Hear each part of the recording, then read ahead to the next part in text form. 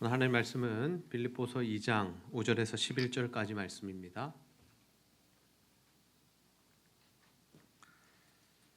신약성경 빌립보서 2장 5절에서 11절까지 말씀 우리 한 절씩 교독하여 읽도록 하겠습니다. 너희 안에 이 마음을 품으라 곧 그리스도 예수의 마음이니 그는 근본 하나님의 본체시나 하나님과 동등됨을 취할 것으로 여기지 아니하시고 오히려 자기를 비워 종의 형체를 가지사 사람들과 같이 되셨고 사람의 모양으로 나타나사 자기를 낮추시고 죽기까지 복종하셨으니 곧 십자가에 죽으심이라. 이러므로 하나님이 그를 지극히 높여 모든 이름 위에 뛰어난 이름을 주사 하늘에 있는 자들과 땅에 있는 자들과 땅 아래에 있는 자들로 모든 무릎을 예수의 이름에 꿇게 하시고 함께 읽겠습니다. 모든 입으로 예수 그리스도를 주라 시인하여 하나님 아버지께 영광을 돌리게 하셨느니라. 아멘. 네, 오늘도 주일을 맞아서 함께 예배하는 우리 형제 자매들 지체들을 환영하며 축복합니다. 우리 옆 사람과 한번 인사하겠습니다. 예수님을 따라갑시다. 네, 핸드폰 하지 말고 다시 인사합니다. 예수님을 따라갑시다. 올해 2월부터 코로나 사태가 시작되었습니다. 그죠? 그리고 벌써 11월이 되었습니다. 우리의 삶이 참 많이 마비되고 또 교회의 많은 사역들과 일들이 멈춰진 것 같고 또 제한을 당한 지가 벌써 10개월이나 되었죠. 그러다 보니까 이제 어느새 우리가 한 해를 정리하고 마무리하고 새로운 한 해를 준비하고 또 계획해야 하는 이 시점에 와 있습니다. 여러분에게 올 한 해는 어떠셨습니까? 여러분 올 한 해가 어떠셨나요? 나는 중학교에 갔는데 또는 고등학교에 갔는데 대학교에 갔는데 뭐 캠퍼스도 못 가보고 학교 생활도 제대로 못하고 친구들도 못 만나고 이렇게 조금 좋지 않은 평가를 내리시는 분도 계시겠고 또는 코로나 때문에 학교 안 가서 너무 좋았다.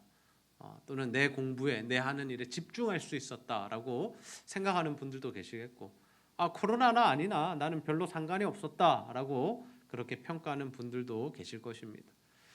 근데 우리가 이 교회 사역들을 돌아볼 때 참 많은 변화들이 있었습니다. 어떠한 일들이 있었습니까?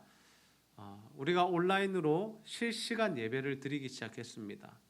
그리고 함께 셀 모임 하는 것이 계속해서 하지 못하게 되었고 또 우리가 계획했던 여름 수련회가 한 부서도 하지 못하게 되었죠. 한 부서가 했나요 올해?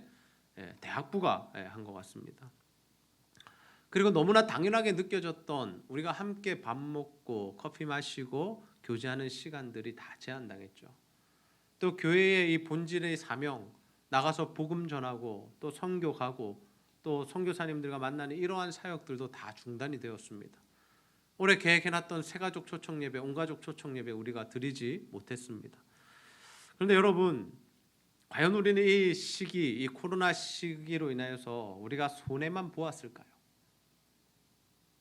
우리의 시각을 좀 바꾸어서 생각해 볼 때 하나님께서도 이 시간에 아무것도 못하고 계시고 넋놓고 계시고 2020년은 버린 해라고 그렇게 평가하고 계시겠습니까?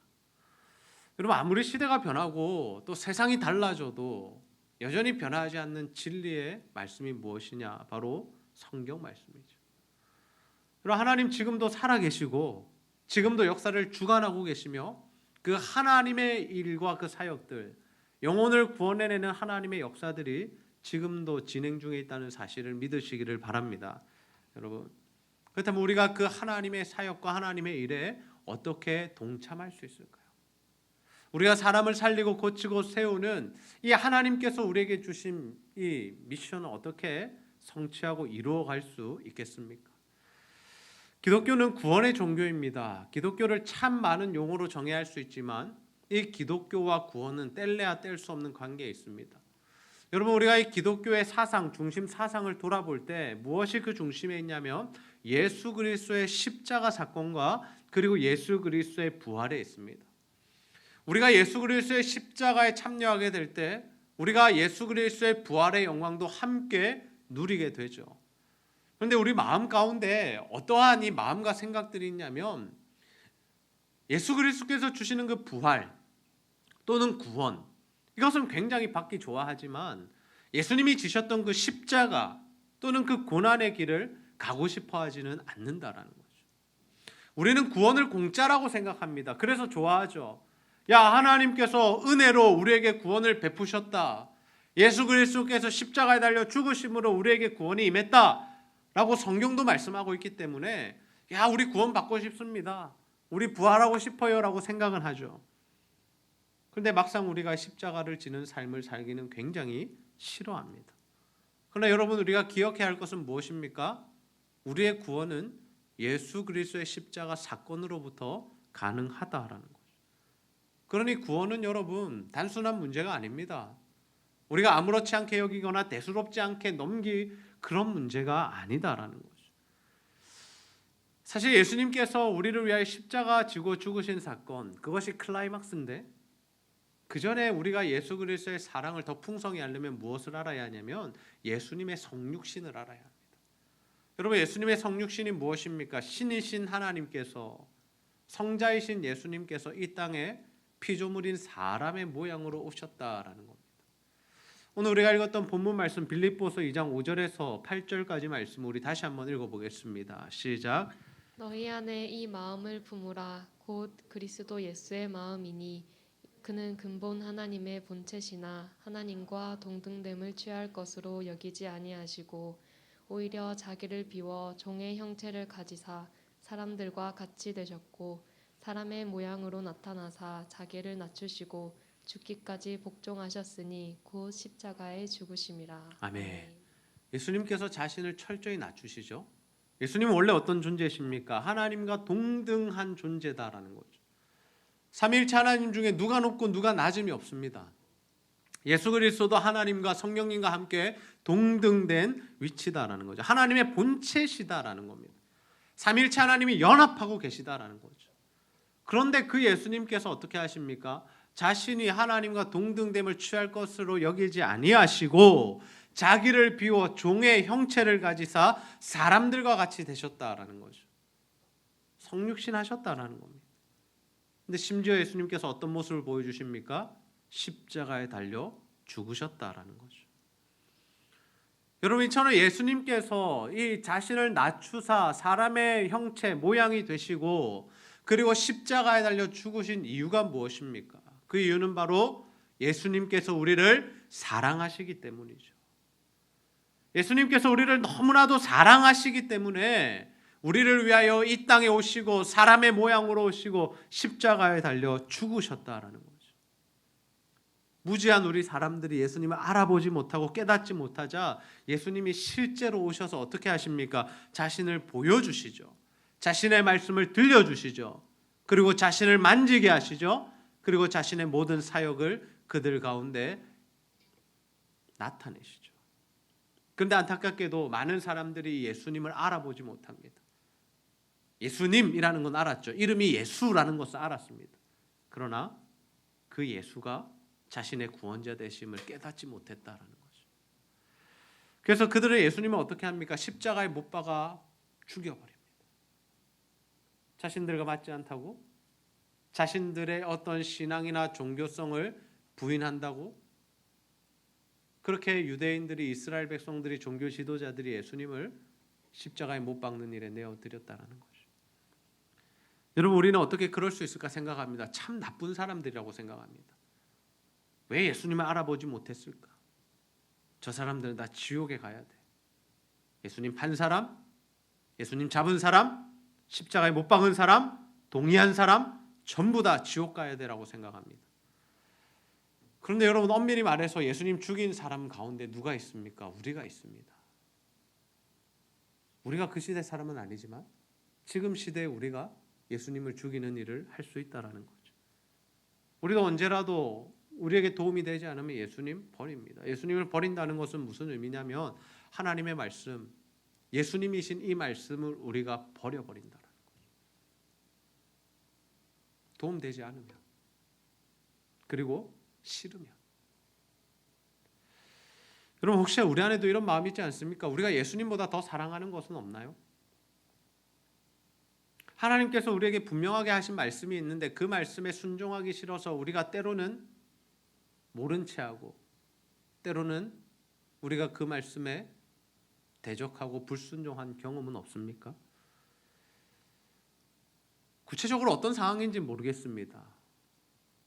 우리가 때로는 돈을 벌기 위해서, 때로는 가족들을 챙기느라, 때로는 나의 편안함을 위해서, 나의 이익을 위해서, 나의 어떤 얻을 것을 위해서, 유익을 위해서, 또는 여가활동을 위해서 우리가 예수님보다 또는 예수님 말씀에 순종하는 것보다 그러한 것들을 따라갈 때가 더 많지 않았냐라는 거죠. 성경은 그것을 뭐라고 정의하냐면 우상숭배라고 정의합니다. 우상숭배. 우리가 하나님보다 더 사랑하는 것이 있다면 그것이 우상이다라는 거죠. 우리가 꼭 불교에 가야 또는 천주교에 가야 우리가 다른 신을 믿어야 우리가 형상을 만들어 놓고 거기에 절해야 우상숭배가 아니라 내 마음속에 하나님보다 조금이라도 더 사랑하는 것이 있다면 내 시간과 열정과 내 물질을 하나님보다 더 많이 쏟아붓고 있는 그 영역이 있다면 그것이 바로 우리의 우상이다라는 거죠. 그런데 여러분 중요한 것이 무엇입니까? 우리 그리스도인들은, 우리 예수를 믿은 사람들은 그러한 것들을 버릴 수 있어야 한다는 거죠. 사도 바울은 예수님을 믿는 그리스도인들은 어떠해야 한다라고 말씀하고 있습니까? 우리 갈라디아서 5장 24절 말씀 함께 읽습니다. 시작.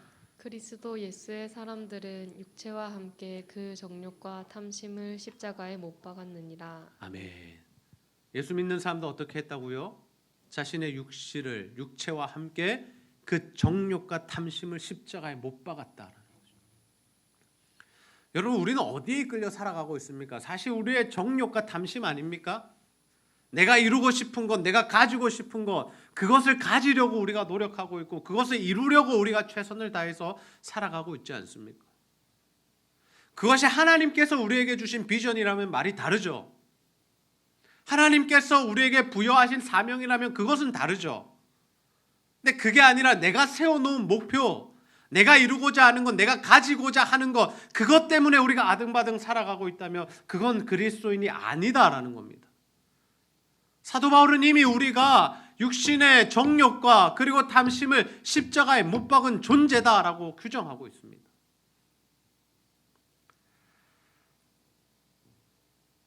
그렇게 우리가 십자가를 질 때 우리에게 구원이 임한다라는 거죠. 우리가 예수 그리스도의 십자가에 동참해야 하나님 주시는 그 부활의 영광을 함께 누릴 수 있다라는 겁니다. 주님을 따라가야, 주님 가신 그 십자가의 길을 가야 우리도 부활을 받을 것 아닙니까? 그래서 우리가 집중해야 할 일은 뭐냐? 우리가 예수 믿고 신앙생활하면서 집중해야 할 것은 십자가를 지는 그 예수 그리스도의 길을 따라가는 것입니다. 우리 자꾸 부활만 생각하면 안 됩니다. 나 죽으면 천국 갈 거야. 이 구원의 확신을 가진 건 너무나 중요하죠. 그런데 그 구원의 확신에만 머물며 있으면 우리 삶이 형편없어진다라는 거죠. 세상의 것들을 여전히 붙든 채 그 부활도 바라보는 이율배반적인 삶의 모습이 우리 안에 나타날 수 있다는 겁니다. 그런데 여러분 신기한 게 뭐냐면 우리가 십자가의 삶을 살아가면 우리가 구원을 받고 우리가 부활을 누리고 우리만 살아나는 것이 아니라 우리 주변 사람들도 살아나게 된다는 거예요. 그것이 바로 모범된 삶입니다. 예수님께서 우리에게 보여주신 그 모범, 우리가 그 모범대로 살아가면 우리를 통해 또 다른 이들이 살아나게 된다는 거죠. 그래서 우리가 이 하나님의 말씀대로 사는 것은요, 십자가를 지는 삶을 사는 것은 율법이 아닙니다. 도덕주의가 아닙니다. 좀 더 착하게 살아라. 또는 이 말씀들 좀 다 지키며 살아라. 아니라는 거죠. 율법주의와 도덕주의는 뭐냐면 이것을 통해서 내가 구원을 이루겠다라고 생각하는 겁니다. 예수님 당시에 바리새인과 서기관들이 예수님께 꾸지람 듣고 혼났던 이유가 뭡니까? 우리 이 말씀 다 지키고 있어요. 우리 이 율법 그대로 살고 있습니다. 그래서 우리는 의로운 자고 우리는 천국에 갈 겁니다라고 자기 의를 내세웠기 때문입니다. 그러나 예수님께서 우리에게 말씀하시는 것은 뭐냐? 너희가 구원을 받았다면, 그래서 너희가 그 구원의 감격에서 나를 사랑해서 어떻게 사랑할지 고민한다면 내가 길을 알려줄게. 나를 사랑하는 자는 내 계명을 지킬 것이요. 다시 말해서 니들이 나를 사랑한다면 이 말씀 지키면 되라고 말씀하신 겁니다. 그래서 우리가 하나님 사랑하는 마음으로 이 말씀 지켜나가는 것은 율법주의도 아니고 또는 도덕주의도 아니고 자기 의를 드러내는 것도 아니다라는 거죠. 사랑의 순종이죠. 자발적인 순종이죠. 그러한 자들에게 하나님의 구원이 임하는 거죠. 그러한 자들이 점점 주님을 닮아가는 겁니다. 근데 여러분, 우리가 살아가다 보면 어떻습니까? 이 하나님 말씀대로 사는 것이 쉽지 않습니다. 어렵습니다. 그럼 우리가 이 십자가 지는 일 어떻게 가능할까요? 우리의 힘과 능력이 아니라 오직 하나님의 힘과 능력으로 가능하죠. 예수의 생명이 우리 안에 흐를 때 우리가 이 십자가의 삶이 가능해진다라는 겁니다. 우리 요한복음 15장 5절 말씀 함께 읽습니다. 시작. 나는 포도나무요 너희는 가지라. 그가 내 안에 내가 그 안에 거하면 사람이 열매를 많이 맺나니 나를 떠나서는 너희가 아무것도 할 수 없음이라. 아멘. 내가 하나님 안에 거하고 하나님 내 안에 거하실 때, 우리가 성령으로 충만할 때 십자가 지는 삶을 살게 되고 그 삶 가운데 열매가 맺힌다라는 거죠. 그 삶 가운데 열매가 맺힌다라는 거죠. 우리가 집중해야 할 것은 이것입니다. 우리가 신앙생활하면서 하나님 안에 거하는 것. 그래서 그 하나님이 우리의 삶을 변화시키셔서 우리가 점점 더 주님을 닮아가고 십자가 지는 삶에 더욱 가까워지는 것. 그것이 우리 신앙생활이라는 것. 우리는 완벽할 수 없죠. 그러나 하나님께서 하시기에 그 일이 가능하다라는 것. 여러분, 우리가 우리 주변 사람들을 어떻게 하면 살릴 수 있을까요? 우리가 어떻게 하면 그들에게 복음을 전하고 어떻게 하면 그들이 예수 믿고 천국 가는 길로 갈 수 있도록 만들겠습니까? 우리가 모범이 되어야 하죠. 우리 부모들은 자녀들의 영적인 리더가 되어야 합니다. 가정의 예배가 회복되어야 하고 그 일을 위해서는 우리 가장들이, 믿음의 가장들이 모범이 되어야 하죠. 가식이나 권위주의가 아닙니다. 주님을 닮아가는 모습이 있어야 한다라는 겁니다. 완벽할 수는 없지만, 완전할 수는 없지만, 우리는 연약한 존재이지만, 그러나 우리 중심이 주님께로 향해 있다면 우리 자녀들, 이웃들, 또 성도들을, 또 아직 예수 믿지 않는 자들을 우리가 살려낼 수 있다라는 거죠. 우리 사진 보실까요? 이 사진에 어떤 의미가 담겨 있다고 생각하세요, 여러분? 네. 앞에 두 어른이 누군지 모르겠습니다. 뭐 아빠랑 삼촌인지 아빠랑 친구인지 모르겠습니다. 뒷짐을 지고 걸어가고 있습니다. 근데 그 뒤에 따르는 아이의 이 걷는 모습이 보이십니까? 어떻게 걸어가고 있죠? 뒷짐 지고 걸어가고 있죠. 뒷짐을 지는 것은 사실은 우리나라로 치면은 어떻습니까? 그 연세 드신 분들이 좀 뒷짐을 집니다. 왜 뒷짐을 질까 생각해봤습니다. 제가 이게 편하지 않잖아요, 여러분. 여러분 열중시하는 게 편합니까? 네, 편하지 않은데 왜 뒷짐을 지냐? 제 추측입니다만은 나이가 들어서 허리가 아프면 뒷짐을 지는 것 같아요. 걷기가 불편하니까. 할머니들 보시면 꼭 뒷짐을 지고 걸으시더라고요. 근데 허리도 안 아픈 어린 아기가 왜 뒷짐을 집니까? 그냥 아버지가, 어른들이 저렇게 걸어가니까 따라서 걷는 거죠. 여러분, 이게 삶의 모범입니다. 우리가 어떤 삶을 사느냐, 우리가 어떤 길을 걸어가느냐를 보고 우리 가족들이 따라오고요, 내 친구들이 따라오고요, 아직 예수 믿지 않는 우리 주변 사람들이 따라온다라는 거죠. 그러니까 우리가 어떤 삶을 사느냐, 어떤 길을 걸어가느냐는 이만큼 중요한 것이다라는 겁니다. 솔로몬이 성전의 건축을 완공한 이후에 하나님과 이스라엘 백성들 앞에서 드린 고백이 있습니다. 참 멋진 고백인데 우리 역대하 6장 7절에서 9절 말씀 함께 읽읍시다. 시작. 내 아버지 다윗이 이스라엘의 하나님 여호와의 이름을 위하여 성전을 건축할 마음이 있었더니 여호와께서 내 아버지 다윗에게 이르시되 네가 내 이름을 위하여 성전을 건축할 마음이 있으니 이 마음이 내게 있는 것이 좋도다. 그러나 너는 그 성전을 건축하지 못할 것이요 내 허리에서 나올 내 아들 그가 내 이름을 위하여 성전을 건축하리라 하시더니. 아멘.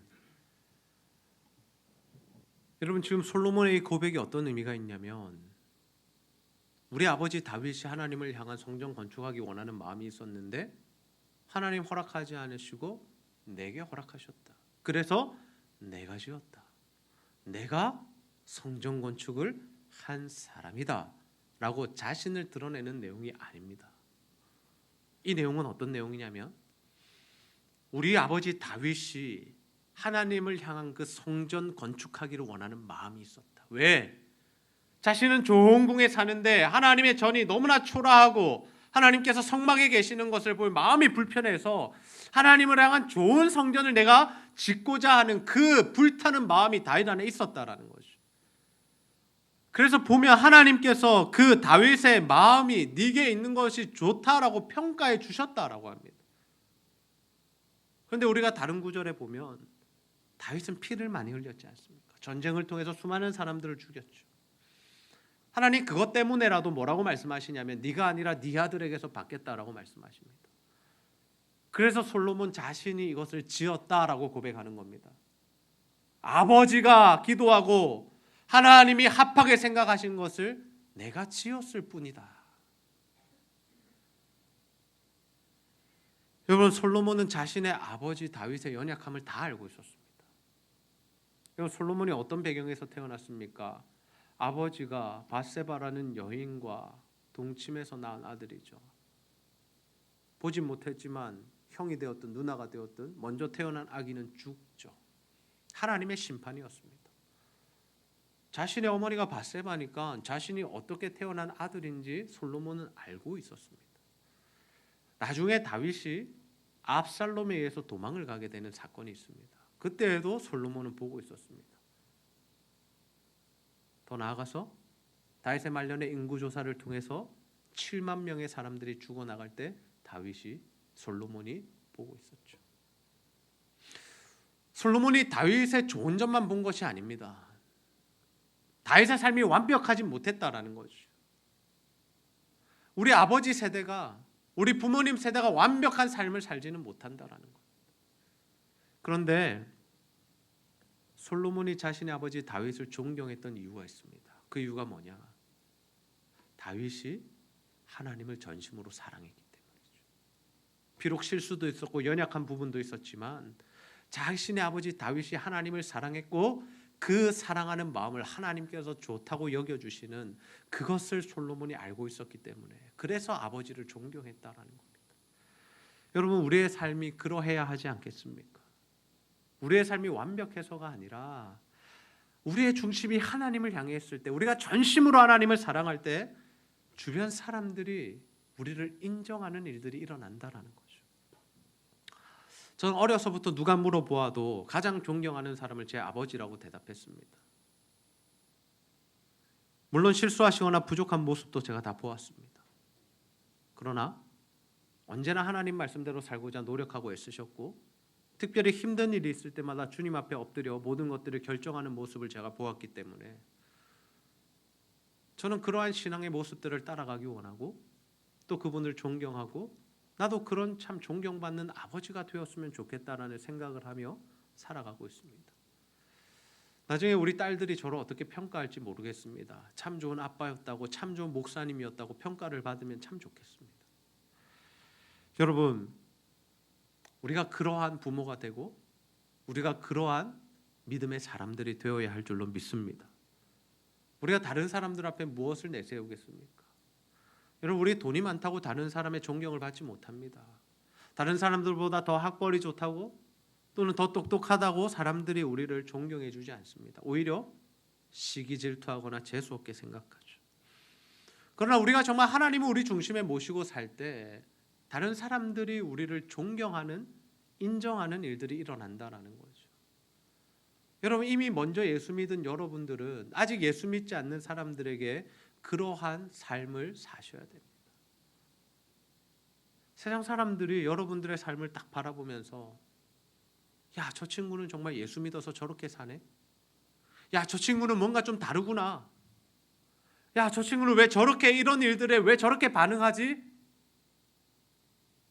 여러분, 우리가 그 십자가의 삶을 살아갈 때 세상 사람들이 우리를 존경하고 인정하고 그렇게 우리를 따라오게 된다는 거죠. 우리가 예수님의 그 십자가의 길에 포커스를 맞추고 걸어갈 때 세상 사람들이 우리 뒤편에서 우리를 바라보며 아, 저 사람은 진짜라고, 저 사람은 진짜 예수 믿는 사람이라고 평가를 받아야 하지 않겠습니까? 여러분, 우리 가족들은 다 알고 있습니다. 아직 가족들이 다 예수 믿지 않는 우리 불신 가족을 가진 우리 친구들도 많죠. 다 보고 있습니다. 우리 딸이 어떻게 하는지, 우리 아들이 어떻게 하는지.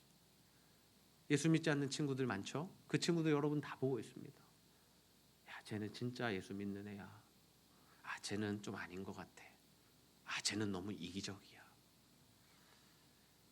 여러분, 교회에서 어떻게 하느냐보다 더 중요한 것이 여러분의 일상의 삶 속에서 정말 십자가의 삶을 살아가느냐. 교회는 우리가 다 천사고 다 예쁘고 다 착하고 그렇지 않습니까? 그런데 우리가 가정에 돌아가서 우리가 친구들을 만날 때 직장에서 어떤 삶을 사느냐, 거기서 정말 우리가 하나님께 영광을 돌리는 인생이 되느냐, 그렇지 못한 인생이 되느냐, 판가름이 난다라는 거죠. 코로나로 인해서 교회의 많은 사역들이 멈추어져 있습니다. 그래서 우리는 하나님도 쉬고 계신가, 하나님의 일도 제한을 받고 있는가 생각할 수 있죠. 그러나 여러분, 하나님 지금도 일하고 계시고 지금도 죽어가는 영혼들을 살려내고 계신 줄 믿으시기를 바랍니다. 이제 우리는 교회가 하는 사역으로만 이 복음을 전하고 사람을 살리는 일을 해서는 안 됩니다. 이제는 교회된 우리가 개개인적으로 하나님의 이 사역들을 감당해야 하죠. 그러면 우리 가정이 살아나고 또 우리 주변에 예수 믿지 않는 친구들이 주님께 돌아올 수 있습니다. 그렇다면 여러분, 우리가 이러한 시대에, 어려운 시대에 복음을 전해서 한 사람 살려내는 방법은 무엇이냐? 다른 것 없습니다. 우리가 십자가의 삶을 살아가면 됩니다. 우리가 십자가 삶을 살아가면 우리 주변 사람들이 살아나죠. 우리 주변 사람들이 고쳐지죠. 우리 주변 사람들이 세워집니다. 그 방법 외에는 우리가 전도할 방법이 없다라는 거죠. 여러분, 예수님께서 십자가 지고 죽으셨습니다. 모든 구원을 이루셨죠. 그런데 하나님께서 예수님을 그냥 두시지 않았습니다. 예수님 다시 살려내시고, 그리고 그 예수님 하나님 보좌 우편에 앉히사 최고로 영광스럽게 하십니다.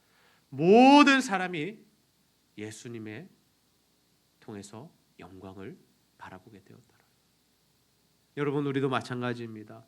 우리가 십자가 삶을 살아 정말 다른 이들을 살리고 또 세우는, 죽어가는 영혼들을 주님께로 인도하는 삶을 살아갈 때 하나님께서 우리를 통해 영광 받으시고, 더 나아가서 이 세상 사람들에게 하나님의 영광을 나타내게 되는 줄로 믿습니다. 여러분, 그 일을 위해서 정말 십자가의 길을 걸어가시고 주와 함께 정말 살아가는, 이 사명을 이루어가는 저와 여러분 다 되시기를 주님의 이름으로 축복합니다. 우리 시간 사명 찬양 부르시고 말씀 붙들고 기도하는 시간 같습니다.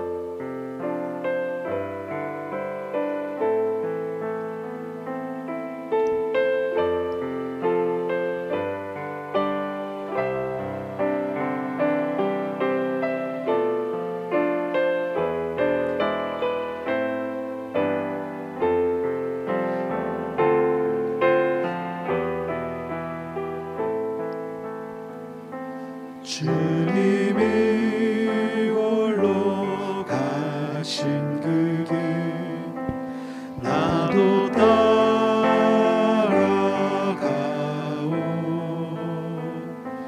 모든 물과 피를 흘리신 그 길을 나도 가오.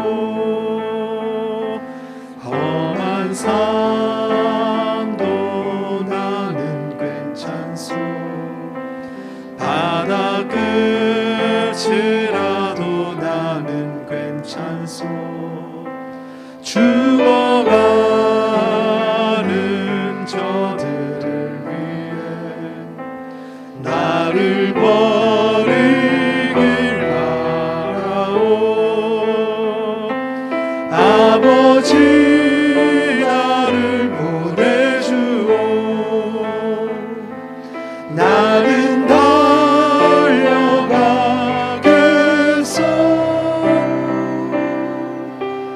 목숨도 아끼지 않겠소. 나를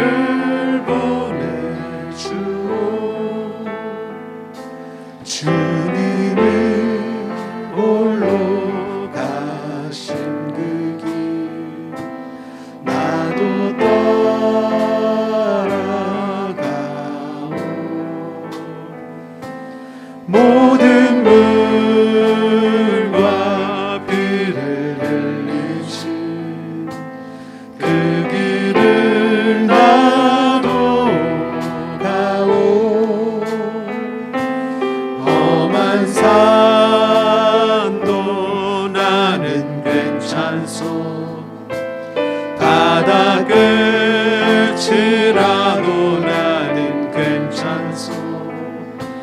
죽어가는 저들을 위해 나를 버리길 바라오. 세상이 나를 미워해도 나는 사랑하겠소.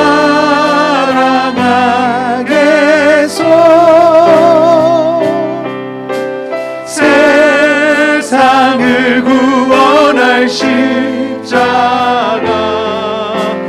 나도 따라가오. 생명을 버리면서까지 나를 사랑한 당신, 이 작은 나를 받아주오. 나도 사랑하오. 우리 시간 말씀 붙들고 기도합시다. 하나님, 예수님께서 우리에게 보여주신 모범처럼 우리도 십자가의 삶을 살아 다른 이들을 살리고 고치고 세우는 인생이 되게 하여 주시옵소서. 언제나 하나님 중심의 삶을 살아가게 하셔서 가정에서 존경을 받고 인정을 받으며 세상 사람들에게 하나님의 영광을 나타내게 하여 주시옵소서. 우리가 이러한 기도의 제목들 가지고 하나님 앞에 간절히 한번 기도하도록 하겠습니다. 아버지 하나님, 참 감사합니다. 오늘도 하나님 우리를 이 자리에 불러주시고 다시 한번 하나님 주님의 말씀으로 우리를 교훈해 주시니 참 감사합니다. 아버지 하나님, 코로나 시대에 하나님의 사역이 멈춘 것 같고 특별히 전도와 선교 사역들이 많은 제한을 당하는데 아버지 하나님, 우리가 하나님 어떠한 삶을 살아가야 하겠습니까? 주의 십자가로 살아 아버지 하나님 영혼들을 살려내는 또 구원해내는 하나님 역할을 감당할 수 있도록 인도하여 주시옵소서. 예수님, 우리를 위하여 십자가 지셨음을 기억하게 하옵소서. 예수님의 성육신의 낮아지심을 기억하게 하여 주옵소서. 그 겸손을 기억하게 하여 주셔서 하나님, 우리도 그 사랑으로 아버지 낮아짐으로 다른 이들을 살려낼 수 있도록 주여 아버지 하나님 도와주시고 하나님 역사하여 주시기를 소원합니다. 아버지 하나님 역사하여 주여 하나님 아버지 하나님 수많은 영혼들을 살아나게 할 수 있는 아버지, 우리 중심에 언제나 하나님께 아버지 다른 사람들 올라온다 존경을 받고 인정을 받는 우리의 삶이 되게 해주시고 주여 아버지 하나님 그 삶을 통해 하나님의 영광 받으시고 하나님의 영광이 나타날 수 있도록 주여 아버지 하나님 도우시고 하나님 역사하여 하나님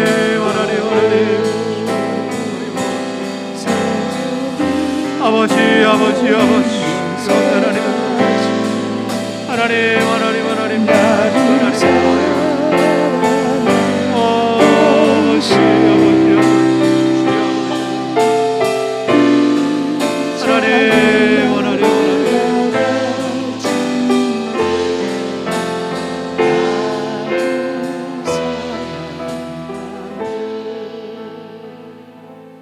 주님 감사합니다. 오늘도 이 코로나 시대에 어떻게 하면 우리가 한 영혼을 또 죽어가는 영혼을 살려낼 수 있을지 다시 한번 하나님 말씀을 통하여 깨닫게 하시고 교훈하여 주시니 너무나 감사합니다.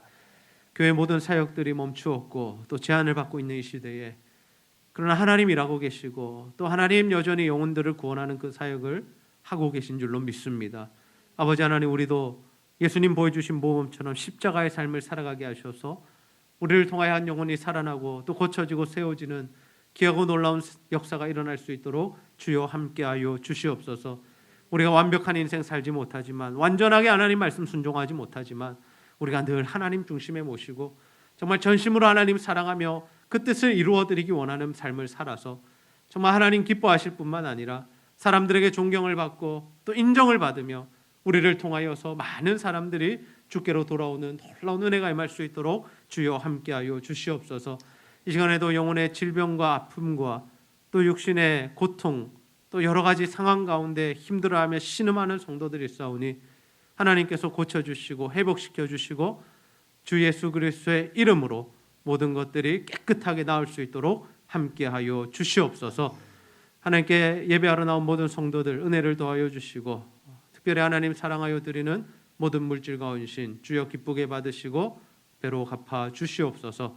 감사드리며 예수님의 이름으로 기도하옵나이다. 아멘.